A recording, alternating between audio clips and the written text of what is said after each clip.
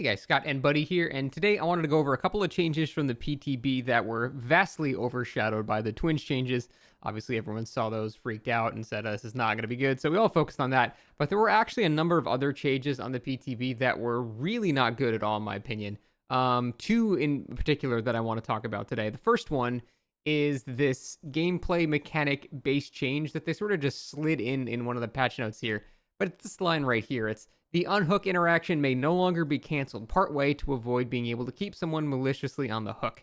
So this is when you're having a teammate that's trolling you, or for whatever reason, they start the unhook animation, then they stop it, and they start it, and they stop it, they start it, and they stop it, and then they just do that for several minutes, just, I guess, to piss you off. They're just trolling you. It's a pretty rare thing, but it's pretty annoying when it happens as well. So in order to prevent that from happening, they just remove that entirely. You can no longer cancel the unhook. As soon as you press that button, you start doing the entire unhook animation, and that's it.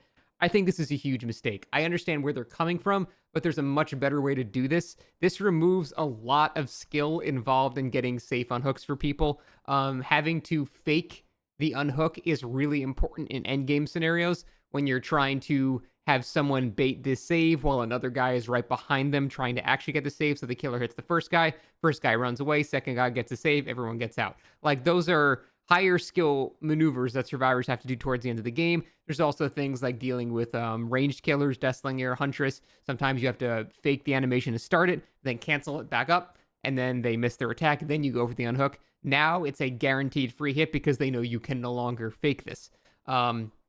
This is a problem. I think this removes a lot of skill from the survivor side. There are definitely a lot of strategies that involve canceling it, and to change the entire game for what is essentially a 1 in 50 chance of someone trolling you on the hook by spamming unhook is stupid. Not to mention, you can just simply change it so that only happens after the 4th unhook or something like that. Because usually you only have to do it 1 or 2 times.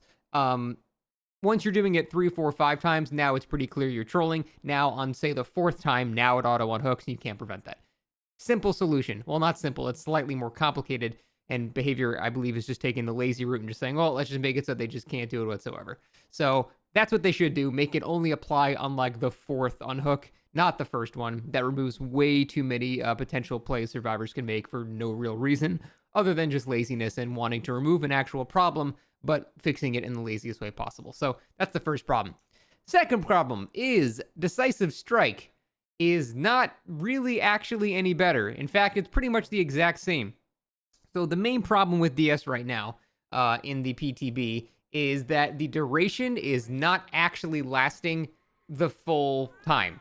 It's lasting more like 3 to 4 seconds instead of the 5 seconds that they said it would. The thing is, it can last even 3 seconds as well, because it depends on where your skill check is. The problem is the skill check is starting, or the stun is starting when the skill check starts. So if you get an early skill check, that's going to have a much different timer than if you have a late skill check. And so that is really stupid. The animation is also really delayed and jank. I'll give them the PTB for that. I'm sure they'll make that look a lot better before it comes out. But the actual numbers are really bad right now because Decisive Strike is barely, if even, buffed right now.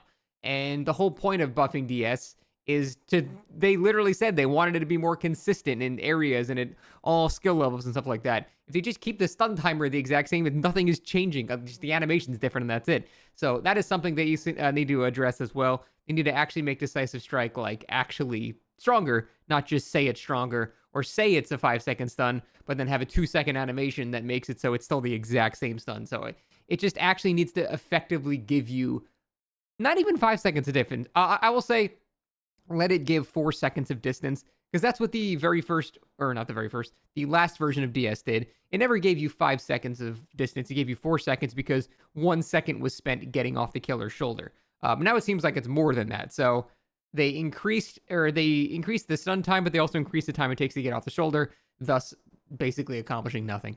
So that's something they need to fix as well. Haddonfield, for the most part, seemed kind of decent. A lot of the problematic windows were broken. There was still one really bad God window I noticed, but we'll see how that goes. That was the least problematic thing. But yeah, I just wanted to bring attention to these other issues from the PTB. Everyone focused on the Twins, but these are also things that are not good, and I would like to see not hit live in their current state, and hopefully that will be the case. That's about it. Thanks for watching, and Buddy is now asleep.